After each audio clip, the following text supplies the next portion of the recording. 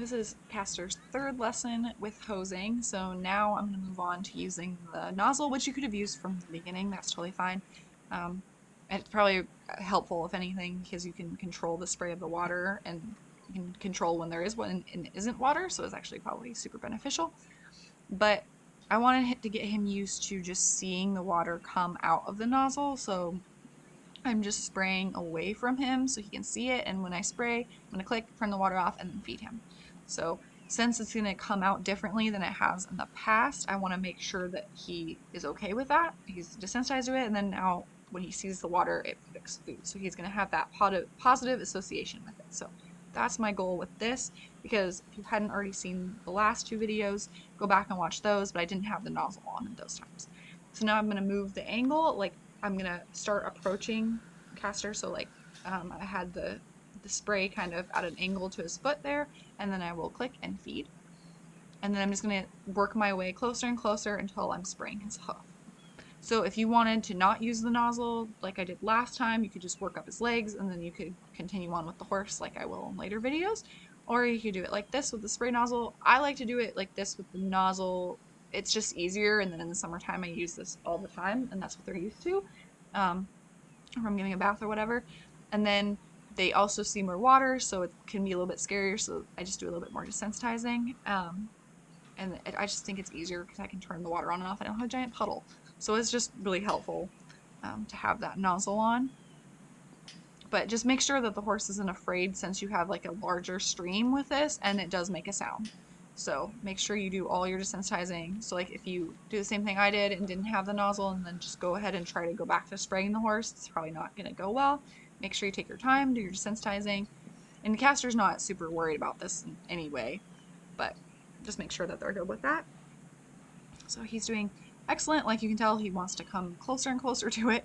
I don't really necessarily need him that close, but there I just kind of got closer to his hind legs because I do plan on spraying the entire horse down. I know the last couple of videos I just focused on his front legs because that's the starting place that I work with first, but I'm just going to kind of spray next to him in general. This is going to be very similar to how I train the fly spray. Almost the same exact thing, where I'm spraying out to the side and then I get closer and closer. I start on the hooves, I work my way up. So I just don't really do that with the fly spray. I like to start on the shoulder, but with the hose I like to start on the feet because it's just kind of easier.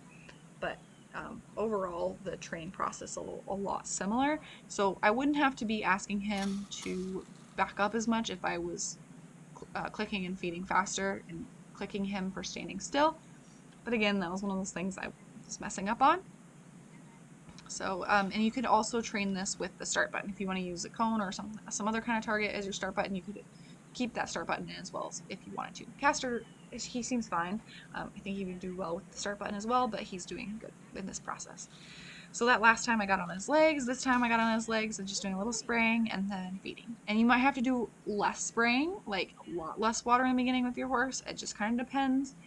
Both Castor and Atlas are very different horses. Atlas is a lot more worried in general, and I kind of did very similar amount of spraying. So just kind of read your horse, see where they're at. They might need like just a little trickle, and you might have to adjust your spray nozzle to that, or maybe not use one and just kind of have it on really low little drips for your horse, especially if they've had a bad experience with the hose. Both Castor and Atlas were previously wild Mustangs and never been sprayed with a hose, so they had no bad associations. But it's going to be more difficult if you have a horse with bad associations, for sure. What I'm doing here is I was just spraying the treat off so that was wet, or I'll spray the stuff off my hands. It's just, then I keep my hands clean and I'm doing a little extra desensitizing is all. And they're getting a little water because he's getting little pieces of hay cubes, so I'm just wetting them. But again, if I had smaller treats, then I could go back and start spraying again, and he's adding in those behaviors while he's chewing. So that's another tip that I should have been doing the whole time while I was doing this, and it'll just make your life easier. So, but again, I like to kind of spray away, and then I start spraying the leg. He's doing excellent, and then I'll reward him. So I'm clicking while the spray's on, I'll turn it off, and then I will feed him. And then I'll fade that out over time, where I'm not spraying like off to the side and then spraying on his leg. I'll just go ahead and start spraying on his leg, but I'm not going to do that right now. I'm just kind of showing, like warning him like, hey, the water's on, it's coming and then it's gonna touch you. So same thing there, like I turned it on and then I worked my way up his leg, and you could see as I went up his leg, like his body language was the same. Like he just kind of hung out there. So I really like that. So let your horse tell you how far you can go. You don't want to push it. I shouldn't just like spray him on the back right now, but like this nice slow steady spray up to his shoulder, that looks fantastic. And I don't spray my horses in the face. Like I don't want to get water in their ears, and I don't want to scare them. And really, like, I can just wipe their faces off. If you want to teach your horse to be sprayed in the face, or like I would start a little low trickle. Obviously I wouldn't spray them in the face with a full spray, but start with a trickle and you do the same process. I just don't do it, but that's how you do it.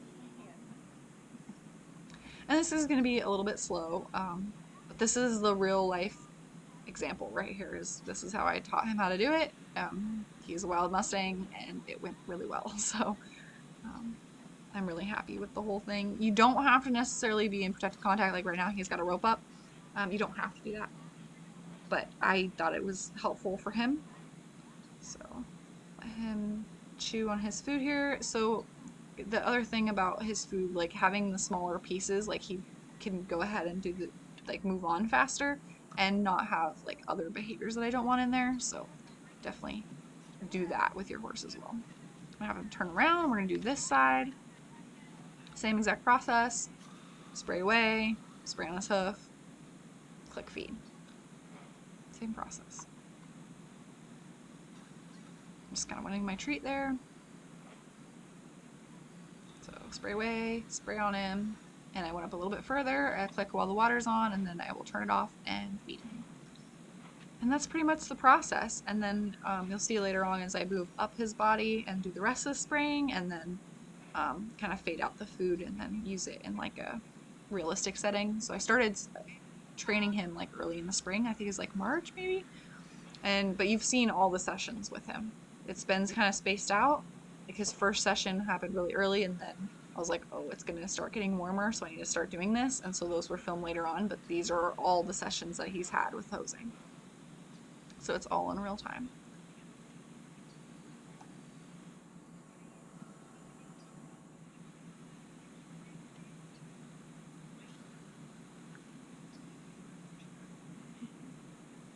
So again, spray, and then I'm going to work my way up his legs a little bit to his shoulder. Very nice. And the spray is hitting his other leg too, so just be aware of that. Like, you might have to just like slow down as much, like how much water you're spraying out if the horse is worried, like if you're only working on one leg or something. But Castor is pretty cool with that. So again, same process on the hind legs. I spray out to the side, and then I do the hoof, and then I'll slightly go above the hoof to where he can feel it a little bit more. So, and he's got his head nice and relaxed. He's got that hind leg cocked, so I'm really happy with how he's progressing. So again, spray away, and then right onto his hind legs. So you might have to spray away for a little bit longer than I did. I just kind of did it for a second and then went right to spraying on his legs. Read your horse, see how they feel about it. Like if you go to spray behind their hind legs and your horse raises up or leans away or something like that, he becomes tense, then I would work on that, break it down a little bit more, spray back there a little bit more, and work on that before you touch him with it. With Castor, like now I'm to the point where I'm just kind of spraying on the ground and going right to the hind legs. So he's progressed pretty quickly, because really, like all these videos, I'm gonna fast forward through things, but other than that, like you're seeing the whole content, like every training session with the hose. So that's all the time I've been spending with him. It's just kind of repetitive, so I'll fast forward through some of the stuff. But yeah, this is his third session, and I can already spray all 4 legs, so I'm pretty happy with that. And they were all really short sessions as well, so no running, no pressuring, no pulling, no dragging, nothing. It was super easy, so I'm really happy with this process for sure. And I can kind of get a little bit under the belly, and then again, I'm just clicking on every part while the hose is on, clicking, turning off, and then feeding.